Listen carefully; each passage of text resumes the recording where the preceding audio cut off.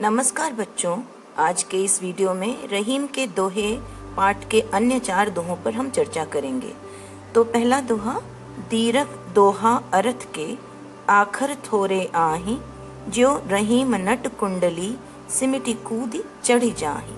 यहाँ पे इसका अर्थ है कि दोहा छंद ऐसा है जिसमें अक्षर तो थोड़े से होते हैं, कम शब्द होते हैं, किंतु उनमें बहुत गहरा और दीर्घ अर्थ छिपा रहता है। जिस प्रकार कोई कुशल बाजीगर अपने शरीर को सिकोड़कर तंग मुंह वाली कुंडली के बीच में से बहुत कुशलता पूर्वक निकल आता है, ऊंची छलांग लगाकर दूर पहुंच जाता है, उसी प्रकार कुशल दोहाकार दोहे के सीमित शब्दों में अपने बहुत बड़ी और गहरी बातें कह जाता।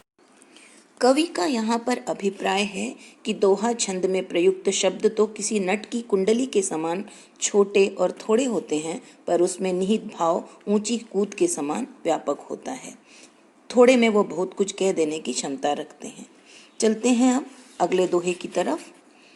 धनी रहीम जल पंक को, लघु जिय पियत अघाय, उददी बड़ाई कौन है, जगत पियासो जाय। धनी का मतलब धन्य।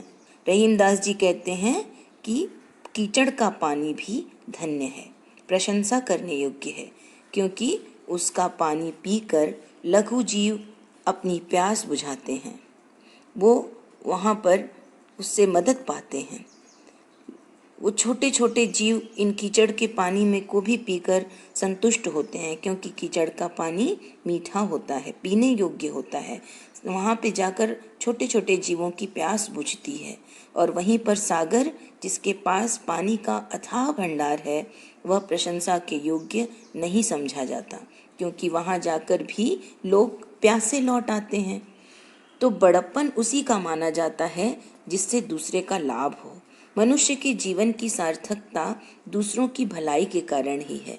अब सागर का पानी ढेर सारा है पर खारा है, उसे कोई पी नहीं पाता, तो वो पानी किसी की मदद करने योग्य नहीं। यदि अधिक धनवान होने पर भी कोई किसी को मदद न करे, लाभ न पहुंचाए, तो उसका धनवान होना व्यर्थ माना जाएगा। कवि रहीम परोपकारी प्रवृत्ति को यहाँ महत्व देते हैं कि छोटा व्यक्ति किसी के काम आता है तो वह धन्य है, और बड़ा व्यक्ति यदि समाज के काम नहीं आता तो वो व्यर्थ है।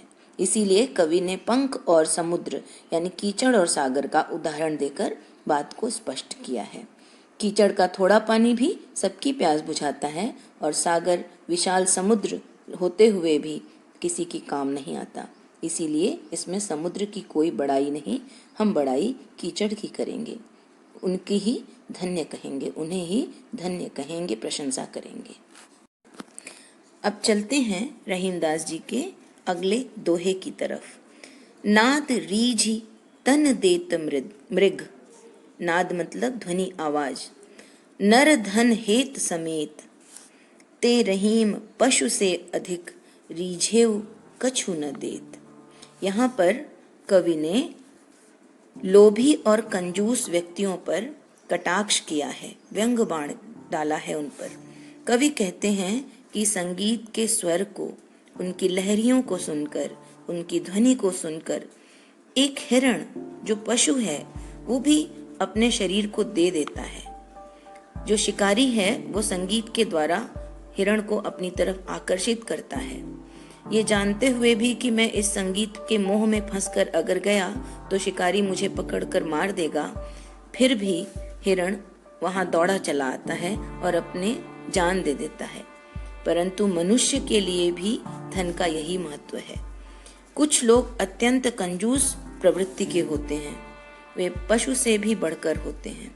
वे सुंदर संगीत को सुनते तो हैं, उसकी प्रशंसा भी करते हैं, परंतु उपहार स्वरूप कुछ नहीं देते। ऐसे लोगों की कवि ने निंदा की है। उनका कहना है कि संगीत की मधुर ध्वनि से प्रभावित होकर हिरण अपने प्राण तक न्यौछावर कर देता है, और वो तो एक जानवर है।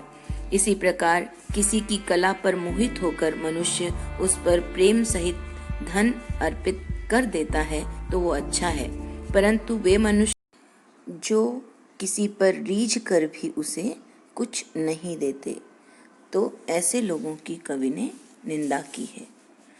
उनका कहना है कि प्रोत्साहन हेतु पुरस्कार देना चाहिए। अब चलते हैं रहीमदास जी के अगले दोहे की तरफ। बिगड़ी बात बनय नहीं, लाख करौ किन कोय, रहीमन फाटे दूध को, मथे न माखन होए। कवि ने इस दोहे के माध्यम से ये समझाने की कोशिश की है कि जब एक बार कोई बात बिगड़ जाए तो वो लाख प्रयास करने पर भी बनती नहीं, इसीलिए बात को बिगड़ने नहीं देना चाहिए।